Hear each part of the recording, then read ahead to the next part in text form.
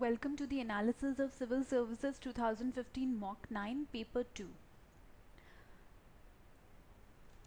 This paper has some 8 passages followed by a number of questions on syllogisms and a number of questions on decision making. So let us start with the first passage that has 4 questions on it. It says one of the most critical yet troublesome social policy questions is how many actually suffer because of labor market problems. So from the very first line, we get this idea that this passage is about labor market problems. Our social statistics in many ways exaggerate the degree of difficulty. Today, unemployment does not have similar effects as compared to it in the 1930s. Then most of the unemployment were primary earning members of their respective families when income was usually at the level of subsistence and when there was no social programs for those not succeeding in the labor market. Now, increasing affluence arising out of increase in the families with more than single wage earner, the rising predominance of secondary earners among the unemployed and new social welfare protection schemes have no doubt mitigated the effect of being without a job. So basically, new social welfare programs and predominance of secondary earners among the unemployed.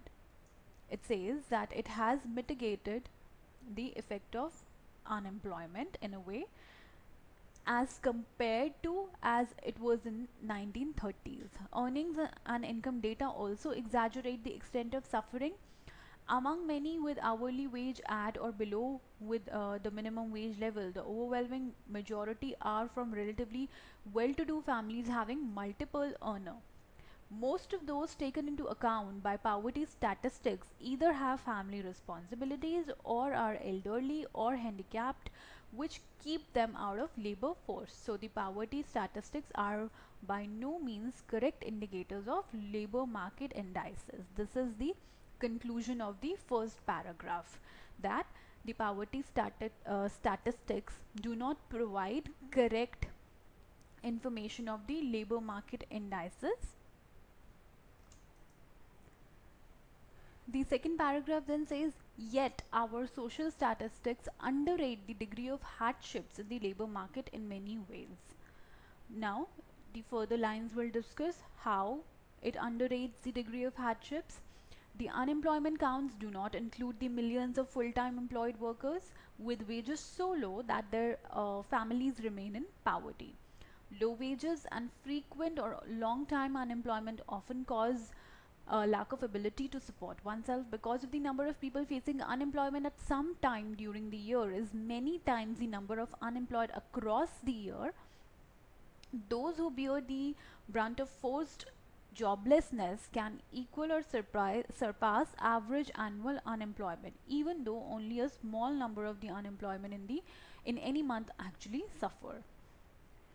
For every person included in the monthly data, there is one working part-time because of his incapability to find full-time work or else outside the labor force but looking for an employment. Finally, social welfare schemes in our country have always focused on the elderly, disabled and dependent, so that the unusual expansion of cash and in-kind transfers does not necessarily mean that those not succeeding are effectively protected. As a result of such contradicting evidence, the number of those suffering seriously as a result of labor market problems is uncertain, and hence it is debatable if high levels of unemployment can be tolerated or must be countered by job creation and economic stimulus. There is only one unanimous agreement in this deliberation, that the extent poverty, employment and earning statistics are not adequate for measuring the consequences of labor market problems, their primary applications.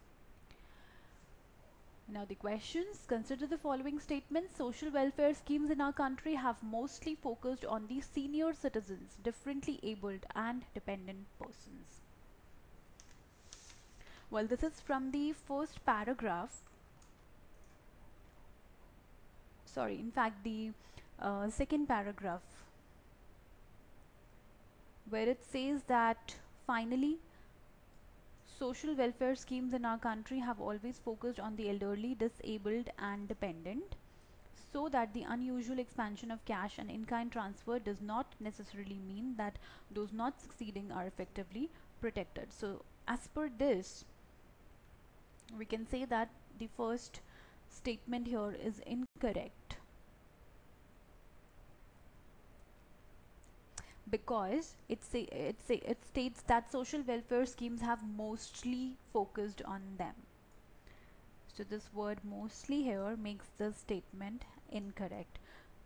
So you should keep your focus on words like mostly, less, so that you can quickly eliminate the option or make it correct, whichever way it is.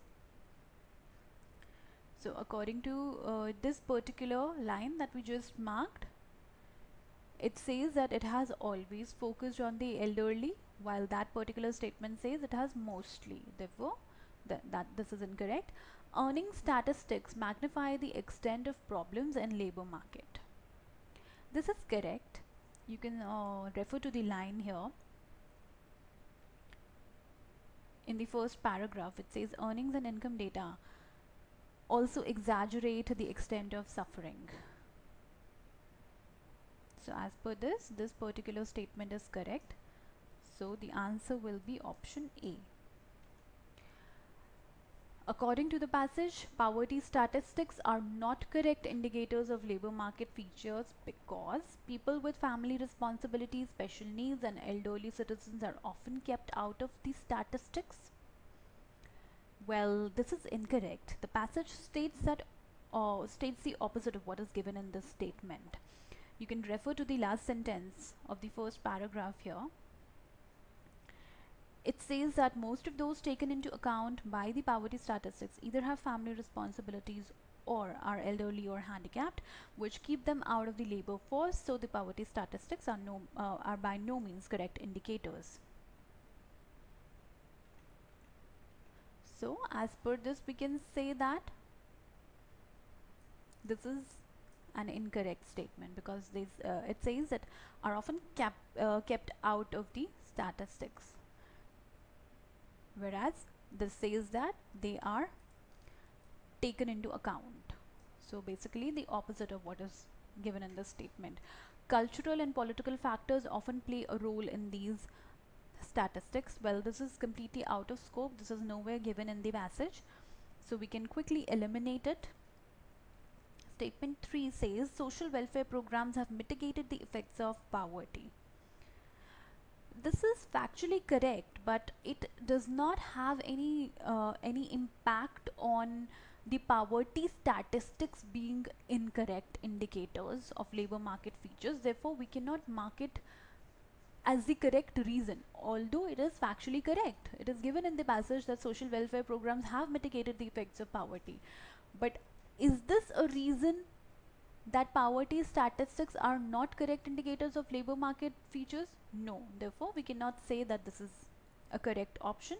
So the answer will be D. None of the above is correct. According to the passage, what factors is or are responsible for the reduction of the effects of unemployment over the years?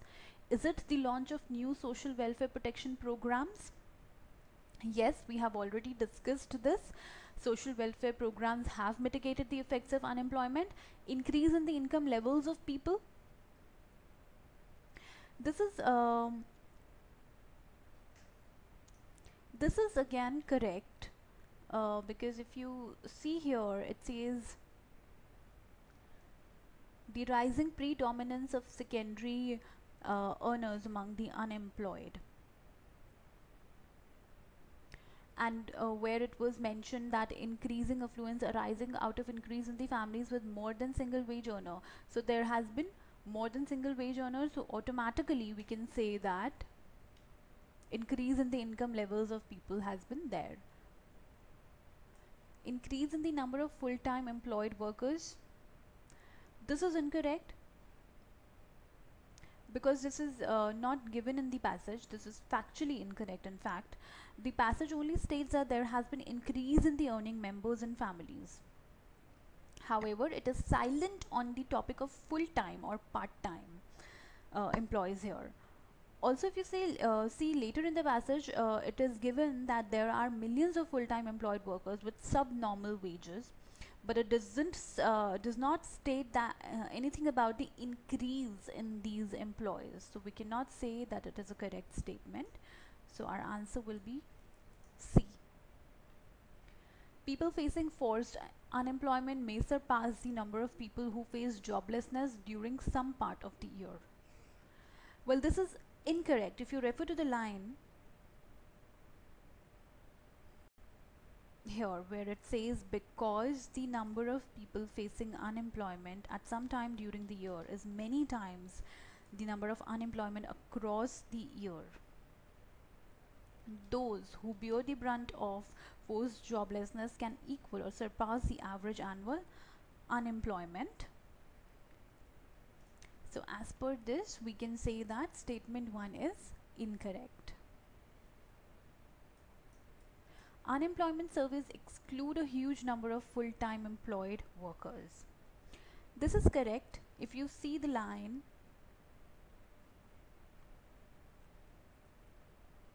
where it says the unemployment counts do not include the millions of full-time employed workers with wages so low that their families remain in poverty. So as per this line, we can say that this particular statement is true. Unemployment surveys exclude a huge number of full-time employed workers. So the answer will be option A, as it is asking for the incorrect option.